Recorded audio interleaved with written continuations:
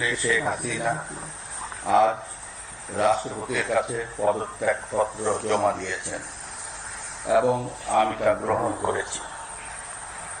প্রধানমন্ত্রীর পদত্যাগ ও বৈষম্য বিরোধী ছাত্র আন্দোলনে সৃষ্ট পরিস্থিতিতে আজ বঙ্গভবনে 3 বাহিনীর প্রধান এবং বিভিন্ন রাজনৈতিক দলের নেতৃবৃন্দ, সুশীল সমাজের প্রতিনিধি ও বৈষম্য বিরোধী ছাত্র আন্দোলনের কয়েকজন সমন্বয়কদের সাথে আলোচনা হয়।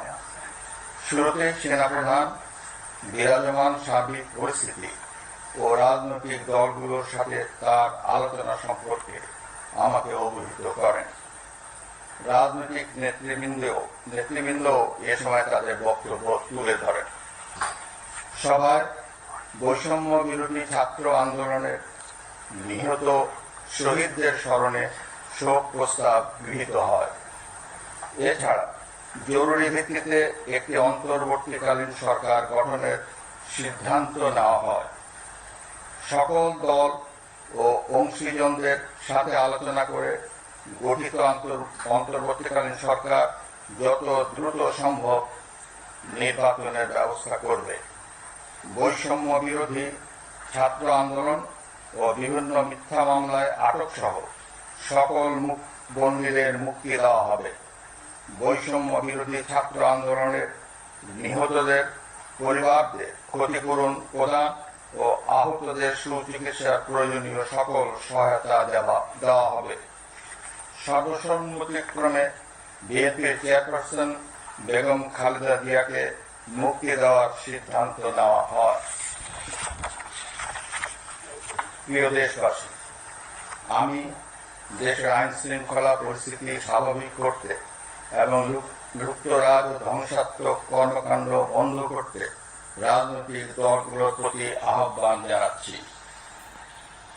জনগণের জানমাল ও রাষ্ট্রীয় সম্পদ রক্ষায় সশস্ত্র বাহিনীকে কঠোর পদক্ষেপ নেওয়ার নির্দেশ প্রদান করছি। সাম্প্রদায়িক সম্প্রীতি ও সংখ্যালঘুদের নিরাপত্তা নিশ্চিত করতে এবং সরকারি সম্পত্তি রক্ষায় সকলকে এগিয়ে আসার আহ্বান জানাচ্ছি। দেশের অর্থনীতি, প্রশাসন ও শিল্প কলকারখানা চালু রাখার লক্ষ্যে সকলকে কার্যকর ভূমিকা রাখার আহ্বান জানান। ছাত্র নেতৃবৃন্দ ও শিক্ষকদের সাথে আলোচনা সাপেক্ষে অতি শীঘ্রই শিক্ষা প্রতিষ্ঠানগুলি খুলে দেওয়া হবে। এছাড়া যারা হত্যা ও সহিংসতার সাথে জড়িত নিরপেক্ষ তদন্তের মাধ্যমে তাদেরকে আইনের আওতায় আনা হবে। গণপ্রজাতন্ত্রী বাংলাদেশের সংবিধান অনুযায়ী অনতিবিলম্বে বর্তমান সংসদ বিলুপ্ত করা হবে। দেশের সকল অফিস আদালত আগামীকাল থেকেই স্বাভাবিকভাবে চলবে।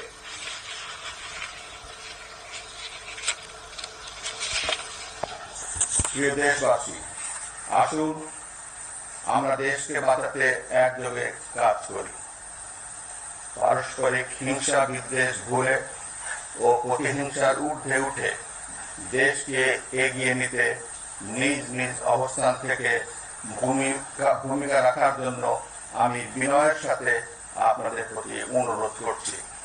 একটি সুন্দর ও সোনালী ভবিষ্যতের প্রত্যাশায় আমরা এগিয়ে যাব ইনশাআল্লাহ। মহান আল্লাহ আমাদের সহায় হন। খোদা হাফেজ। বাংলাদেশ।